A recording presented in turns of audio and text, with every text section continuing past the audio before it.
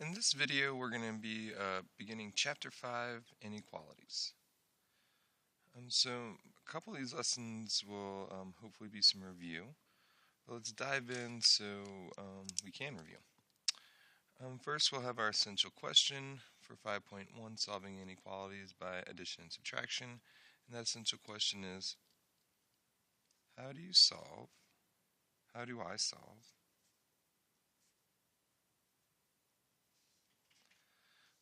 I solve and graph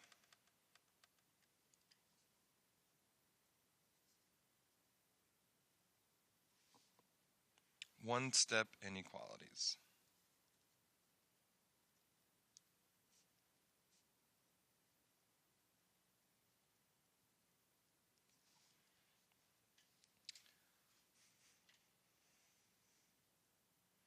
Okay, so first we'll need a definition of inequality.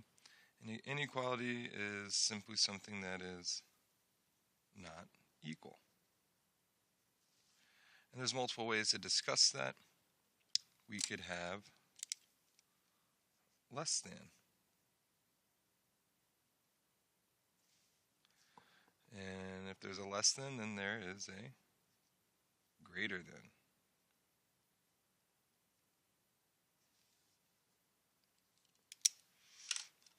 And then we have our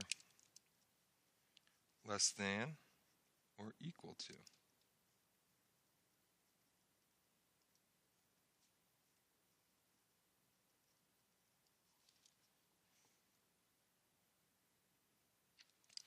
And then we'll have our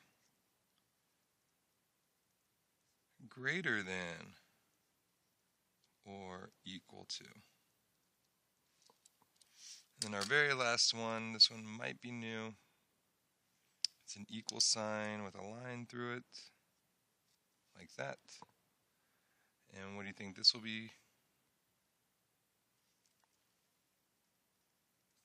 Not equal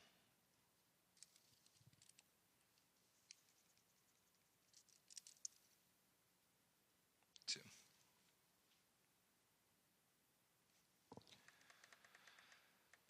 So we have less than, where our arrow is pointing to the left, greater than to the right. The less than or equal to is still less than to the left, but we have our line under it, implying that it could be equal to as well. Greater than or equal to, and then our equal sign with a line through it, meaning not equal to. So using these 5 signs, let's see if we can translate these 8 statements. So x is less than y. Well, we have x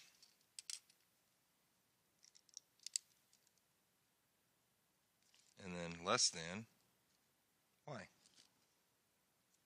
That's it. And then if we're doing x is greater than y, it'll look exactly the same, except our less than sign will change to our greater than sign. So x is greater than y. Pretty straightforward. Let's move on to our less than or equal to and greater than or equal to. X is less than or equal to y. X is greater than or equal to y. Now the at least and at most can sometimes be confusing. What helps me kind of keep them straight is something that, like a saying that might be familiar to you. So for one I use, I always say, you must be at least 18 to vote. So if you must be at least 18 to vote, then you could be 18 or older. So if it's at least, it'll be x is greater than or equal to y. Because you could be 18 or greater than 18 to vote. So you must be at least, the very lowest number is 18, or you can be more than. So at least is greater than or equal to, and then that helps me keep at most straight, because then it's x is less than or equal to y. So at least, greater than or equal to, at most, less than or equal to. Okay, then we have x is not equal to y. So we'll use our not equal to. X is not equal to y. Okay, so x On letter H, x is greater than y but less than z. So let's look at this and see if we can put it all together. So if I have x is greater than y, and then but it's less than z. So I could also write x, oops, I did that one backwards, I apologize. X is greater than y, but x is less than z. Now what we could do is write this as a compound inequality, where I have just one inequality, but what I need to do is make sure all my inequality signs are pointed in the same direction, and we typically want to read these like a number line. So I'd want to start with my least number and then work forward. So what I mean by that is we want everything to be a less than sign. So the way to rewrite x is greater than y is also to say y is less than x. And now that I have all my inequality signs in the same direction, I can kind of squeeze these two together and kind of overlap these x's. So the way that would look is I'd have my y is less than x. There's the y is less than x. And then I know x is less than z. So I could put it all as one inequality. Y is less than x, and x is less than z. So we can read this as y is less than x is less than z. So that's how we can write a compound inequality. Okay, to graph these, we will use open circles and closed circles. And what I mean by open is we'll just draw a circle and not shade it in, and a closed circle would be a circle that is shaded in. So let's get some quick reminders. If it's less than or greater than, use the open circle. If it's less than or equal to or greater than or equal to, we'll use the filled in circle.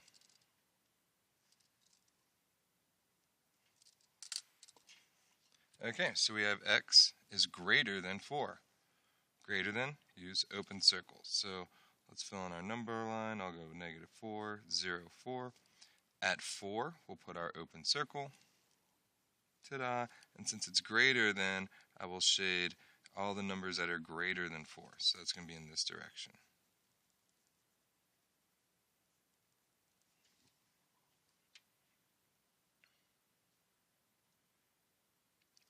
For y is less than or equal to 11, let's just fill in some values. So I'll use 0, -11, and 11.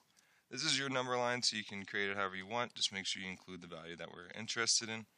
So it's a less than or equal to, so at 11, I'll use my closed circle. And then I want to shade representing all the numbers that are less than 11, so I will shade to the left to represent all the numbers that are less than 11.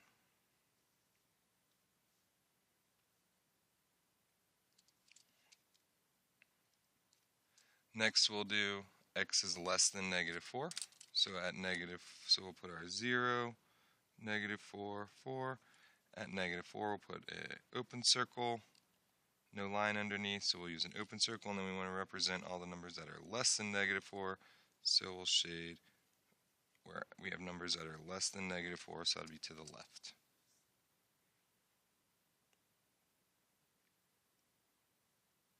Number 4 is a little different if we haven't seen it. So let's first write in our values. So I'm going to start with 0 in the middle. And then I will put -1 and 1. So why all this is saying is y is not equal to 1. So the only thing y is not equal to is 1. So when it's not equal to, we put an open circle at the 1, because an open circle represents that I'm not equal to that value. I can be anything else other than 1. The only thing I cannot be, the only thing y cannot be is 1. So how do I represent all the numbers other than 1? Well, we'll shade all the numbers that are greater than 1, because those are not 1. And we'll also shade all the numbers that are less than 1. Like so. Now we have our y is not 1. It can be any number other than 1. And that's how we'll do that.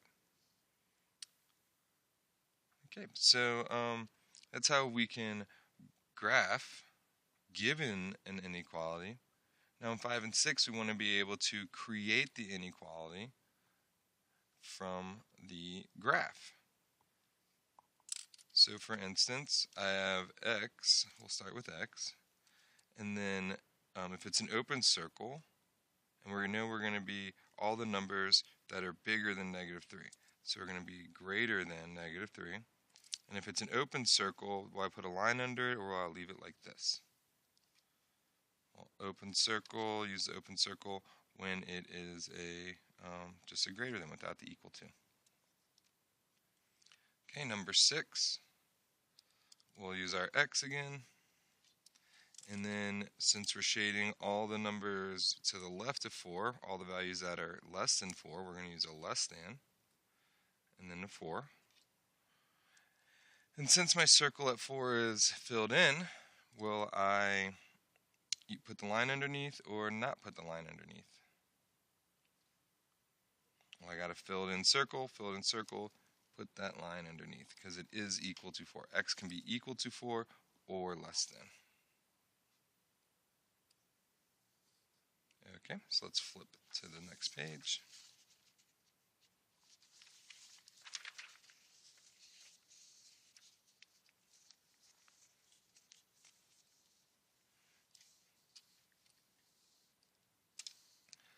So, here's how we can convert some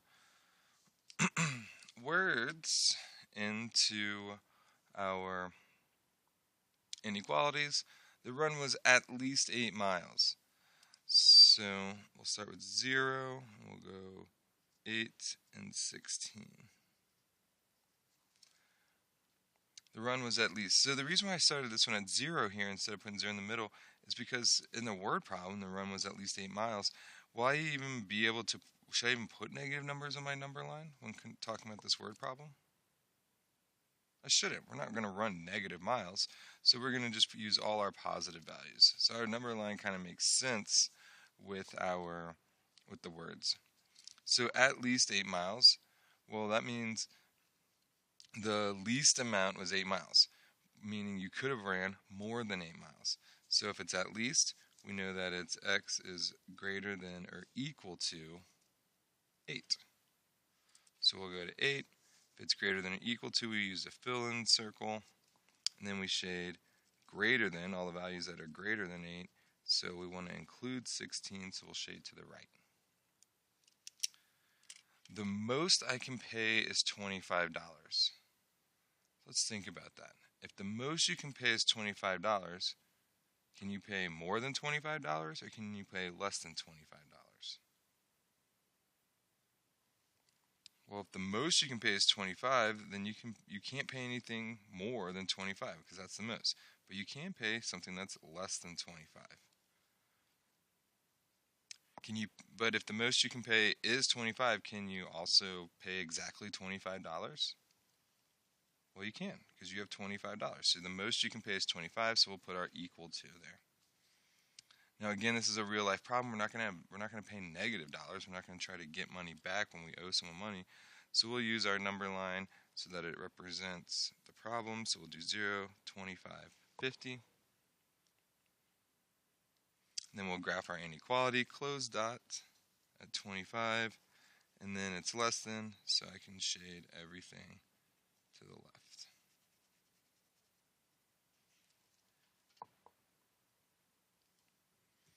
Okay, so now these are pretty straightforward. We have our ability to graph, and now we're just going to solve. They're one step.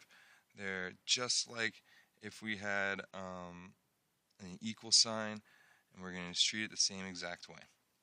So I'll draw my line down the middle.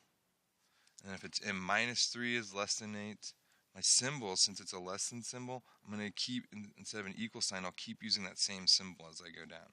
So I'll add 3 to both sides, and I'll get m is less than 11. Then we'll graph that. So I can go 0, negative 11, 11. No line underneath, so we'll use our open dot, and we want to represent all the numbers that are less than 11, so we'll shade to the left. So I'm going to do one more example, and then you guys will try the rest. Then I'll have you try the rest. So on number 10, same idea. I'll draw my line down the middle. My symbol is greater than or equal to, so I'll be repeating this symbol over and over as I move down. And what we'll do is we'll add 9 to both sides.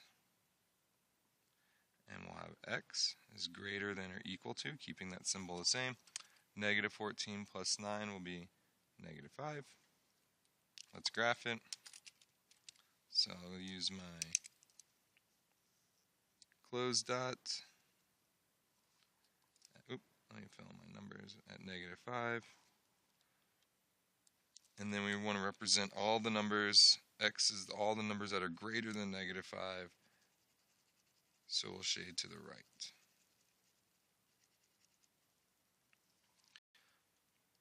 Okay, so at this point what I'd like you to do is pause. Try 11, 12, 13, and 8 on your own. And then we'll come back and look at those together.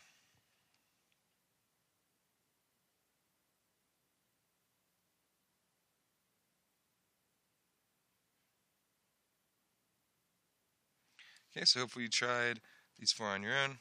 I'll move through them pretty quickly so we can just get to the end of this.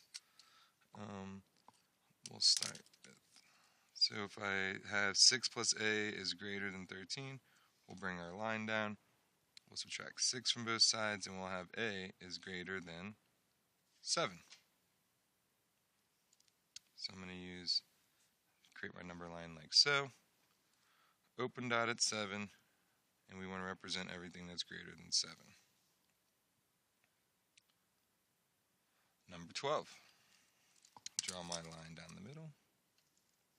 Subtract 7 from both sides, and we have x is greater than or equal to negative 28.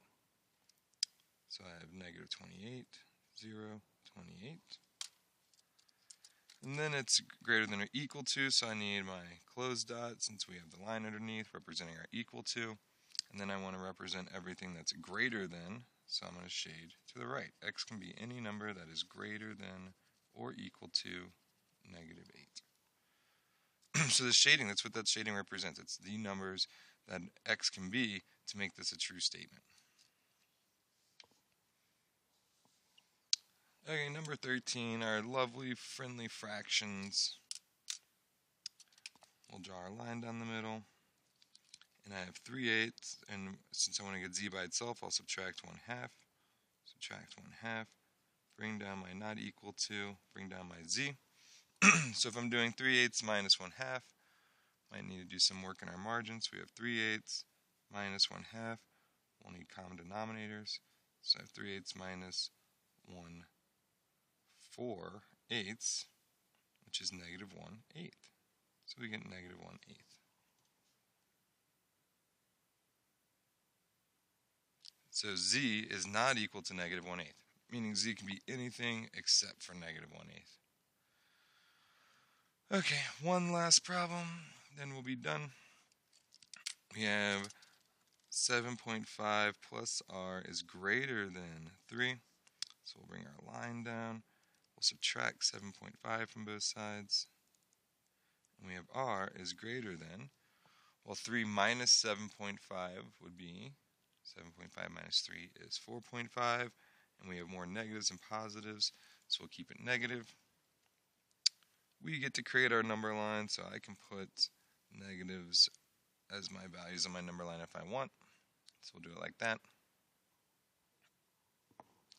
At negative 4.5, it's just greater than, no line underneath, so I'll use a closed dot, and then I want to shade representing so that r is all the numbers greater than negative 4.5, so I want to shade to the right.